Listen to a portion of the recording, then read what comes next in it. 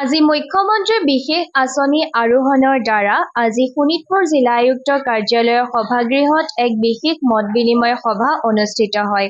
এই সভা আনুষ্ঠানিকভাৱে উন্মোচন কৰি বিধায়ক পৃথ্বীৰাজ ৰাভাই শিক্ষাৰ্থীৰ মানসিক, চাৰিত্ৰিক ব্যক্তিত্বৰ আৰু দক্ষতাৰ বিকাশ কৰাৰ বাবে ই এক অভিলাষী আঁচনি বুলি কয়।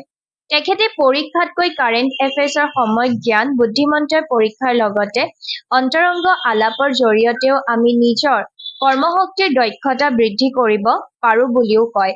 আৰু সামাজিক জীৱনত প্ৰতিজন শিক্ষাৰ্থীয়ে দেশৰ একোজন ভৱিষ্যতৰ সুনাগৰিক হ'বলৈ আহ্বান জনায়।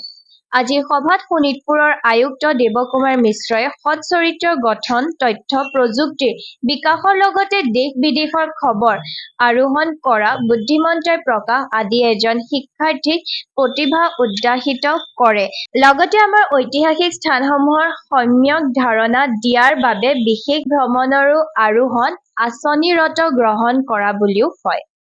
আজি শোণিতপুৰ জিলাৰ আমাৰ অসম চৰকাৰে দিয়া যি আৰোহণ আঁচনি, এই আৰোহণ আঁচনিৰ আজি সমগ্ৰ যিসকল ছাত্ৰ ছাত্ৰী এই আৰোহণ আঁচনিৰ লগত জড়িত হৈছে, মেধা ছাত্ৰ ছাত্ৰী, বিশেষকৈ ক্লাছ 9-10ৰ ল'ৰা ছোৱালী, এই ছাত্ৰ ছাত্ৰীসকলক সন্মিলিত কৰি এখন সভা আয়োজন কৰা হৈছে।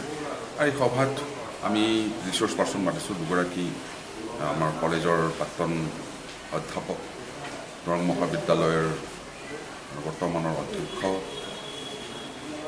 আমাৰ সুপ্ৰিণ্টেণ্ডেণ্ট পুলিচ পুৰকাষ্টদেৱ আৰু জিলা আয়ুক্ত আমাৰ মিশ্ৰ ডাঙৰীয়াই, শোণিতপুৰ জিলা আয়ুক্ত মিশ্ৰ ডাঙৰীয়াই আজি বক্তব্য ৰাখিছে।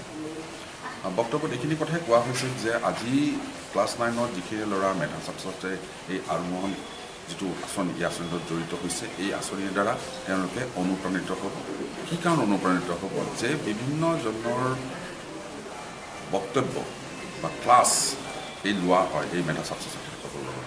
এই ক্লাছটো লোৱাৰ পিছত তেওঁলোকে বহুত কথাই তেওঁলোকে গ্ৰহণ কৰিব পাৰে আৰু গ্ৰহণৰ জৰিয়তে আৰোহণ, ব্যক্তিত্বৰ বিকাশ, মগজৰ বিকাশ, জ্ঞান, দক্ষতা সকলো দিশ সামৰি পেলাই তেওঁলোকক আমি অসম চৰকাৰে তেওঁলোকক এগৰাকী সুনাগৰিক, সুবিষয়া, সুশিক্ষাগুৰু, সুখেতিয়ক যিভাৱে ল'ৰা ছোৱালীসকলে নিজকে এনেধৰণে গঢ় দি নিজকে যি ধৰণে জীৱনৰ উপাৰ্জনৰ ক্ষেত্ৰত, জীৱিকাৰ ক্ষেত্ৰত কি গ্ৰহণ কৰিব, কি বিষয়টো গ্ৰহণ কৰিব, এই বিষয় লৈয়ে গোটেই আলোচনা চৰ্চা হৈছে। অসম চৰকাৰৰ মাধ্যমিক শিক্ষা বিভাগৰ এক উল্লেখযোগ্য কাৰ্যসূচী হ'ল আৰোহণ। এই কাৰ্যসূচীৰ অন্তৰ্গত ক্লাছ 9ত পঢ়ি থকা মেধাৱী ছাত্ৰ ছাত্ৰীসকলক বিভিন্ন চৰকাৰী শিক্ষানুষ্ঠানত তেওঁলোকৰ বাবে কিছুমান মেণ্টৰিং কাৰ্যসূচী লোৱা হয় আৰু তেওঁলোকক আমি প্ৰত্যেক জিলালৈ লৈ আনি তেওঁলোকৰ মেণ্টৰিঙৰ কিছু কাৰ্যসূচী কৰা হয় আৰু তাৰপিছত তেওঁলোকক গুৱাহাটীলৈ পঠোৱা হয় আৰু গুৱাহাটীত বিভিন্ন উল্লেখযোগ্য স্থান, শিক্ষানুষ্ঠানত উল্লেখযোগ্য শিক্ষানুষ্ঠান, তাৰ ভিতৰত গুৱাহাটী ইউনিভাৰ্চিটি, IIT বা আটাইবোৰ এইবোৰ আগত তেওঁলোকক লৈ গৈ এটা এক্সপ'জাৰ ট্ৰিপ এটাৰ ব্যৱস্থা কৰা হয়, যাতে তেওঁলোকে বহুখিনি কথা শিকিব পাৰে আৰু প্ৰেক্টিকেল এক্সপ'জাৰ পায় আৰু তাৰ ফলত যাতে তেওঁলোকে জীৱনত আৰু অধিক ভালদৰে জীৱন যাত্ৰাত বাদ তুলিবলৈ তেওঁলোকক সহায়ক হয়। কাৰণ এই ছাত্ৰ ছাত্ৰীখিনি ইতিমধ্যে মেধাসম্পন্ন ছাত্ৰ ছাত্ৰী, তেওঁলোকে ক্লাছ 9ৰ ষ্টেণ্ডাৰ্ডত তেওঁলোকে প্ৰথম স্থান অধিকাৰ কৰে, ইতিমধ্যে কৰি আহিছে। আজি আমি ইয়াতে শোণিতপুৰ জিলাত আমাৰ প্ৰায় 114খন চৰকাৰী স্কুলৰ শিক্ষানুষ্ঠানৰ ছাত্ৰ ছাত্ৰীসকলক লৈ এক কেৰিয়াৰ সজাগতা লগত তেওঁলোকক কেনেকুৱা ধৰণে তেওঁলোকে কৰিব, এই আটাইখিনি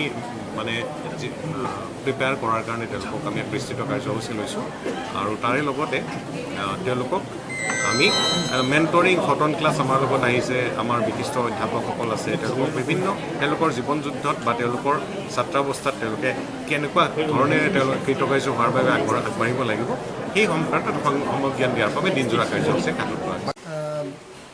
ডিষ্ট্ৰিক্ট কমিশনাৰী কাৰ্যালয় শোণিতপুৰ ডিষ্ট্ৰিক্টৰ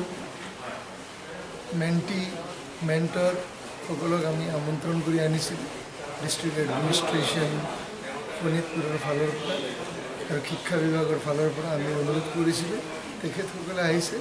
ইয়াত আমাৰ যিটো ইণ্টাৰেকশ্যন হ'ব, honourable chief mentor, deputy district commissioner sir, তেখেতৰ লগত আৰু আমি যিসকল আমন্ত্ৰিত অতিথি ইয়াত মাতি আনিছোঁ তেওঁলোক সকলোৰে লগত আমাৰ মেণ্টি 114 আছে শোণিতপুৰ ডিষ্ট্ৰিক্টত, তেওঁলোকৰ লগত এটা ইণ্টাৰেকশ্যন ছেশ্যন ইয়াত আয়োজন কৰা হৈছে।